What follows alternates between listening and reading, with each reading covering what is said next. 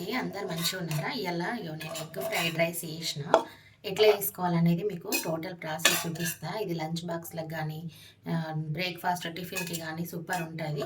నేను చేసే ప్రాసెస్లో ఒకసారి మీరు కూడా చేసి చూడండి ఎట్లా వచ్చింది అనేది కామెంట్ చేయండి ఫ్రెండ్స్.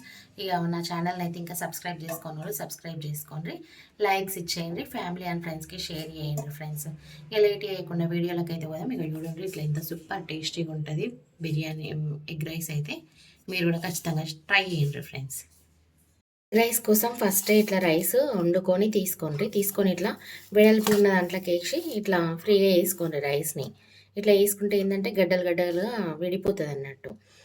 ఒక టీ స్పూన్ ఉప్పు వేసుకోండి. ఉప్పు అనేది ఇక మీ టేస్ట్కి తగ్గట్టు వేసుకోండి, కానీ ఒకటైతే పడుతుంది దాదాపు. పావు టీ స్పూన్ అంతా ఇంట్లోనే వేసుకున్న గరం మసాలా వేసుకోండి. ఇట్లా ఒక టీ స్పూన్ ధనియాల పొడి వేసుకోండి. ఇది కూడా ఇంట్లో వేసుకున్న ధనియాల పొడి, మన ఛానల్లో కూడా ఉన్నది ఎట్లా వేసుకుంటారు అనేది చూసుకోండి తెలియని వాళ్ళు. ఒక హాఫ్ టీ స్పూన్ అల్లం వెల్లిపాయ పేస్ట్. ఇది అన్నంకి మొత్తం పట్టేలాగా ఇట్లా కలిపేసుకోండి. మొత్తం అన్నంకి పట్టేసేయాలి మసాలాలన్నీ. ఇది సూపర్ టేస్ట్ ఉంటుంది ఫ్రెండ్స్. ఒకసారి మీరు కూడా ట్రై చేయండి. ట్రై చేసి ఎట్లా వచ్చింది అనేది కామెంట్ చేయండి. నా ఛానల్ని అయితే సబ్స్క్రైబ్ చేసుకోండి వాళ్ళు, ఇంకా సబ్స్క్రైబ్ చేసుకోండి. సబ్స్క్రైబ్ చేసుకున్న తర్వాత కూడా బెల్ బటన్ ప్రెస్ చేసి ఆల్ అనే ఆప్షన్ని ప్రెస్ చేయాలి. అయితే మేము అప్లోడ్ చేయగానే వీడియోస్ అన్నీ మీకు నోటిఫికేషన్ వచ్చేస్తాయి. ఇట్లా కలిపేసుకోండి ఫ్రెండ్స్. ఇవ్వండి ఇట్లా ఒక లైక్ కూడా ఇచ్చేసేయండి ఫ్రెండ్స్, ఎందుకంటే మీరు లైక్ చేయడం వల్ల వీడియో ఇంకొకరికి కూడా షేర్ అవుతుంది. ఇట్లంతా కలిసేలాగా కలిపేసుకున్నాం కదా, ఇది పక్కకు పెట్టేసుకుందాం. ఇప్పుడు నేను 2 కప్పులు రైస్ కుక్కర్ కప్పుతో 2 కప్పుల రైస్ వండుకున్నా. దానికి 4 గుడ్లు తీసుకున్నా. గుడ్లు అనేది మీ ఆప్షన్, ఎన్ని కావాలంటే అన్ని తీసుకోండి. నేనైతే 4 తీసుకున్నా. ఇప్పుడు ప్రాసెస్ చూపిస్తా. ఈ 4 గుడ్లని ఇట్లా పలగొట్టేసుకోండి. ఫస్ట్ ఇట్లా ఒక బౌల్లో ఇట్లా 4 గుడ్లు కొట్టేసుకున్న తర్వాత ఇట్లా సాల్ట్ అయితే ఒక పావు టీ స్పూన్ అంత వేసుకోండి. బాగా వేసుకోకండి, ఒక గుడ్లకు సరిపడా మాత్రమే వేసుకోండి. ఇక పావు టీ స్పూన్ అయితే సరిపోతుంది ఈ 4 గుడ్లకు. కారం కూడా ఒక పావు టీ స్పూన్ వేసుకోండి. ఇట్లా ఒక పావు టీ స్పూన్ మిరియాల పొడి వేసుకోండి. ఒక హాఫ్ టీ స్పూన్ ధనియాల పొడి వేసుకోండి. ఒక పావు టీ స్పూన్ గరం మసాలా. ఇప్పుడు ఇవన్నీ కలిసిపోయేలాగా ఇట్లా కలిపేసుకోండి. ఇట్లా కలుపుకోవడం, ఇవన్నీ ఇందులో వేసుకోవడం వల్ల గుడ్లు కూడా మంచి టేస్ట్ వస్తాయి, మనకు సప్పసప్పగా రావు, మంచి టేస్ట్ వస్తుంది.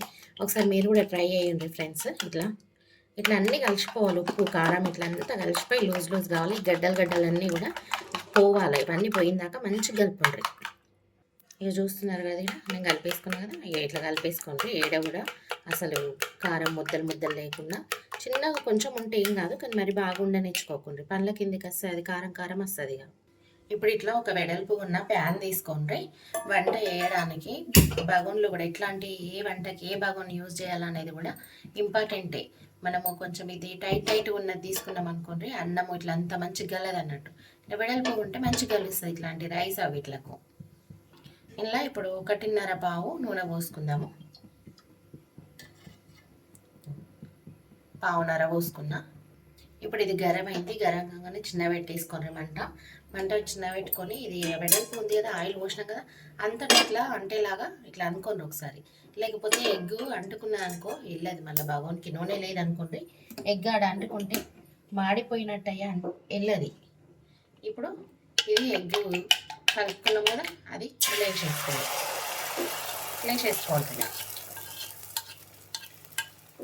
చూసింది కదా, పోయంగానే చుట్టూ ముట్ట వచ్చింది. అది ఎడనన్న నూనె పోలేదనుకోండి కిందికి అడుగుకు, ఇది వెళ్ళదు ఇక మనకు అడుక్కెళ్ళి. ఇది కొంచెం సేపు అట్లనే ఉంచుకోండి.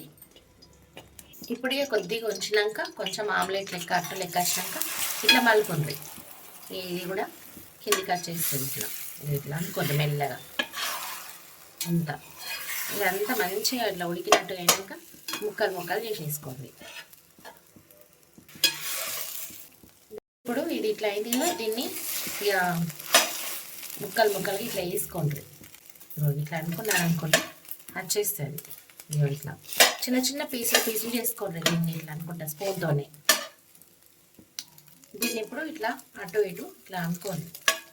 ఇట్లా మంచిగా ఇది కౌసదనం అనేది పోవాలి. ఇళ్ళకి పోయిందాక మంచిగా ఫ్రై చేసుకోండి. ఇట్లనే చిన్న ముక్కలు చేసుకున్నాక ఇక ఇట్లా వేసుకున్నాక ఇట్లా మంచిగా అటు ఇటు అనుకుంటా ఫ్రై చేస్తే అది కౌసదనం పోతుంది. ఇలా ఇట్లా ఫ్రై అయింది కదా, వేరే బౌల్లకు తీసేసుకుందాం. ఇక పొయ్యి బంద్ చేసుకొని వేరే బౌల్లోకి తీసుకుందాం. నెక్స్ట్ ప్రాసెస్ చెప్తా. ఇట్లా ఒక గిన్నెలకు తీసేసుకోండి ఇక. ఇప్పుడు ఇదే బౌల్లకు ఒక 2 పావుల నూనె తీసుకోండి. మళ్ళా ఇట్లా బగోన్ పెట్టుకున్నాం కదా, ఈ నూనె పోసుకుందాం. గరం అయింది. ఇందులో ఉల్లిగడ్డలు వేసుకోండి. ఉల్లిగడ్డలు గోలాల మంచిగా.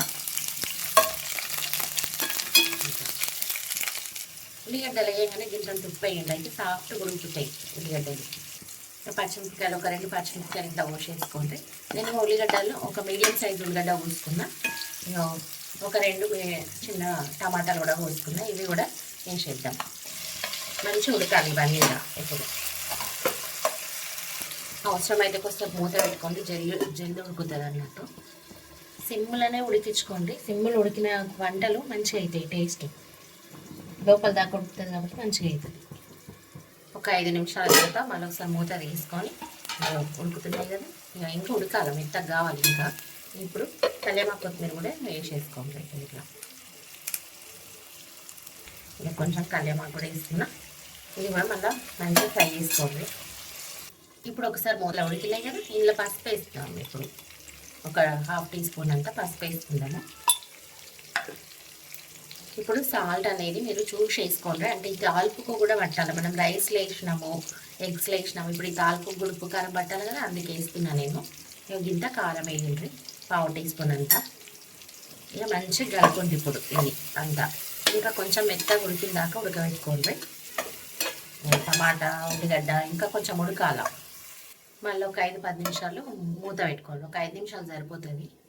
ఇప్పుడు ఒక 5 నిమిషాలు అయింది కదా, మూత తీసి చూద్దాము. ఇట్లా ఉడికినాయి, మంచిగా మెత్తగా ఉడికిపోయినాయి టమాటాలు. ఇంకా కూడా ఉడుకుతాయి.